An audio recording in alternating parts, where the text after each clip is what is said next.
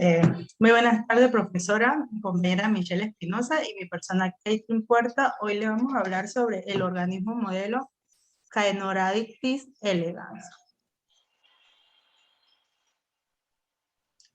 Como primer punto tenemos lo que es la morfología y la fisiología de este organismo.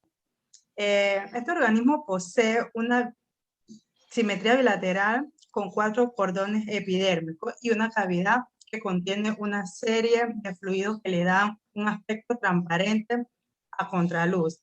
Se alimenta de microorganismos tales como la bacteria Escherichia coli y es un organismo hermafrodita. Aunque se producen en condiciones naturales un pequeño porcentaje de especímenes masculinos que tienen menos de 0.05% del total. Su anatomía está conformada por un estoma, que es la boca, por un faringe, intestinos, gónadas y una cutícula de colágeno. Los machos tienen una sola gónada, vasos diferentes y una cola especializada para la cópula. Y los hermafroditas poseen 2 ovarios, oviducto y una cavidad para almacenar el esperma y un útero.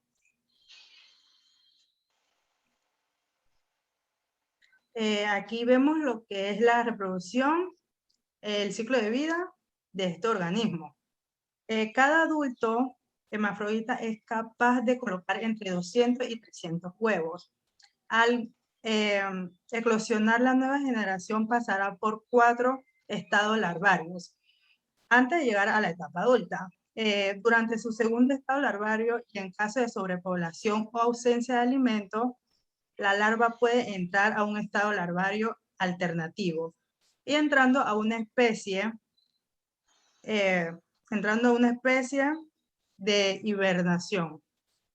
También los hermafroditas son capaces de producir espermatozoos y en el estado adulto pueden generar asimismo huevos. Los machos pueden inseminar a los hermafroditas, lo que incrementa la variabilidad de sus descendientes. El tiempo promedio de este proceso es de apenas 2 o 3 días y la vida promedio del adulto en el laboratorio a una temperatura constante de 20 grados Celsius es de 2 a 3 semanas. ¿Va? En la diferenciación sexual tenemos que el nematoda posee normalmente 2 tipos sexuales. El hermafrodita es lo que tiene 2X2A y el macho X02A. Sin embargo, existen mutaciones que transforman los hermafroditas en hembras. Las hembras son somáticamente idénticas a los hermafroditas, excepto que estas sintetizan esperma, además de ovocitos. En otras especies próximas de Nematoma, normalmente existen hembras 2X, 2A. También tenemos lo que es la señal XA, que es la base genética y molecular de esta señal, pero se desconoce por el momento. Sin embargo, hay evidencia de que elementos discretos como los encontrados en D. melanogaster pudieron existir también en este nematoda que estamos estudiando.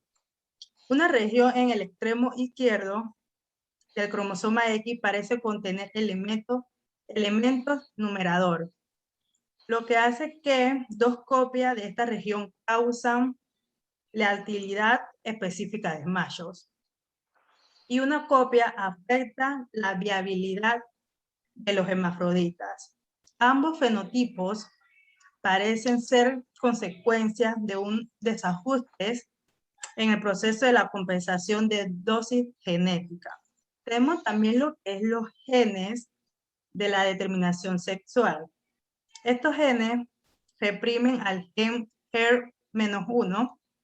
En el primer gen es la cascada genética que controla el desarrollo sexual. Y tenemos también los genes de la compensación de dosis genética. En este nematoda que estamos estudiando, la compensación de dosis genética ocurre por hipotranscripción. Esto quiere decir que los 2 de los dos cromosomas X de los hermafroditas, y los genes responsables de este proceso son los genes Dumpy. Estos genes están positivamente regulados por... ¿Le salió lo que me aparece a mí?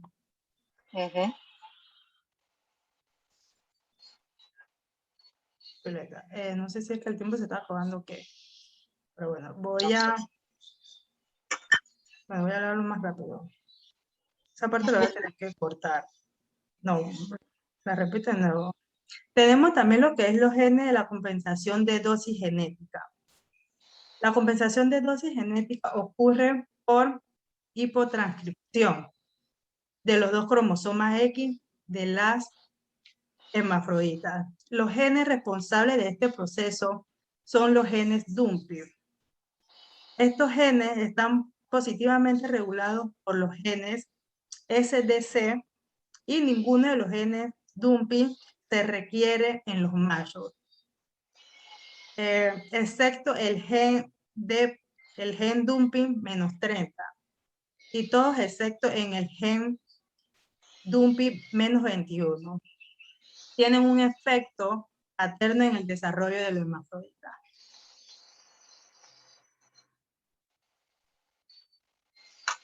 Particularidades de la manipulación y cuidados especiales del C. elegans.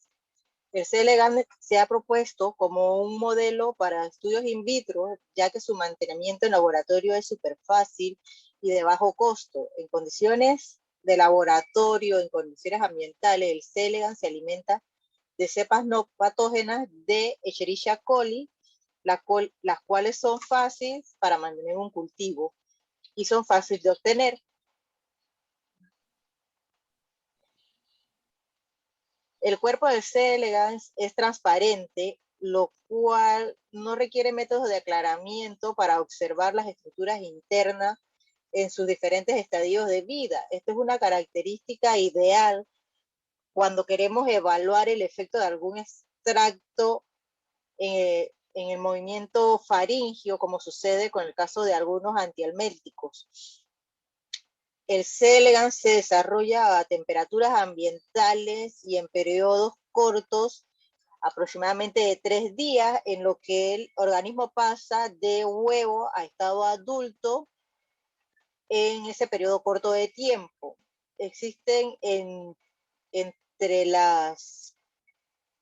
grupo de organismos existen tanto hermafroditas como machos, lo cual es muy beneficioso, ya que una hermafrodita puede fecundarse y dar alrededor de entre 300 y 1000 organismos en un periodo corto, lo cual a nivel experimental es muy útil, ya que se cuenta con muchísimos organismos o individuos en un periodo de tiempo muy pequeño, por lo cual esto implica que al estudiar el mecanismo de acción a nivel genético o molecular es más sencillo que detectarlo, puesto que tenemos muchos individuos que son literalmente réplicas y que se pueden usar para periodos experimentales muy rápidos. Otra característica del C. elegans es que para estudios moleculares ya su genoma ha sido secuenciado completamente, y esta situación va muy adelantado con respecto a las transcripciones de otros organismos, y la formación genómica y neural disponible de este neumático ha permitido la aplicación de potentes enfoques genéticos moleculares.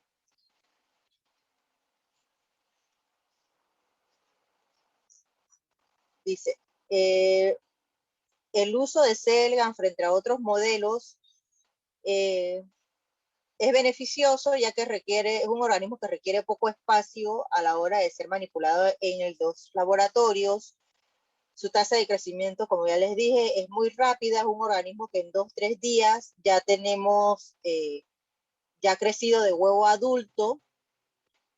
Dice, su dieta es básicamente a base de Escherichia coli, lo cual es provechoso porque es fácil de obtener. Entonces, por lo cual el ahorro de tiempo que utilizamos en el laboratorio para trabajar con este organismo es corto. La esperanza de vida del organismo es muy corta también, se ahorra mucho en lo que es el coste de mantenimiento, ya que es muy sencillo utilizarlo, se ahorra mucho espacio porque el organismo no es un organismo grande que hay que tener grandes espacios en el laboratorio para tenerlo, y su valor estadístico es grande, ya que, como les dije, un individuo hermafrodita puede dar entre 300 y 1000 organismos para trabajarlos. Cuando hablamos de estudios sobresalientes con el C. elegans, es un organismo que se ha utilizado en el laboratorio por el doctor Martin Sheffield, fue uno de los ganadores del Premio Nobel de Química en el 2008, utilizó el C. elegans para investigar el desarrollo y funcionamiento de las neuronas, ya que es un organismo que posee su periodo adulto, es muy similar al humano cuando hablamos de temas de que cómo va evolucionando, cómo va degenerándose, así lo que es el sistema nervioso. Se ha usado también en estudios de obesidad.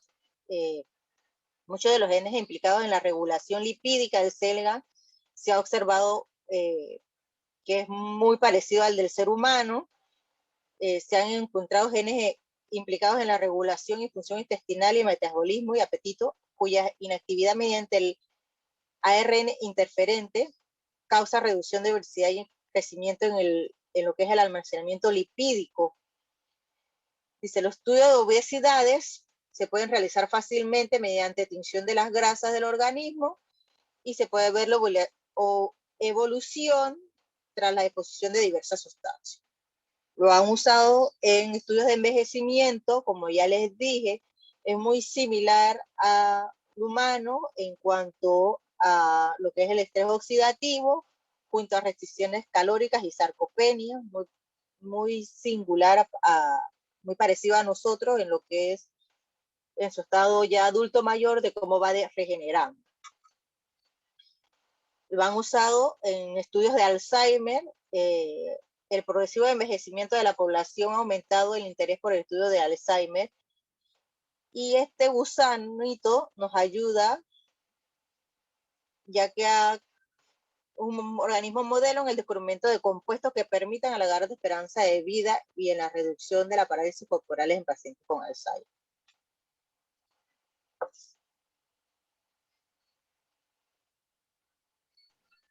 Bien, y como último tenemos lo que son las conclusiones.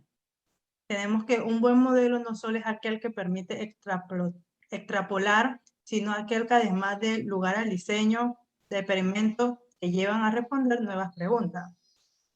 El C. elegans permite diseñar ensayos que van más allá de contar el número de huevos del nemátoda y observar el efecto sobre la motilidad. Y también tenemos que como modelo de experimento biológico es importante, ya que no solo es un modelo simple de trabajar debido a su susceptibilidad experimental, sino que al presentar gran similitud genética con el ser humano, tiene también un sistema nervioso bien definido, lo cual hace un modelo interesante en los estudios de neurociencia. Muchas gracias. Gracias.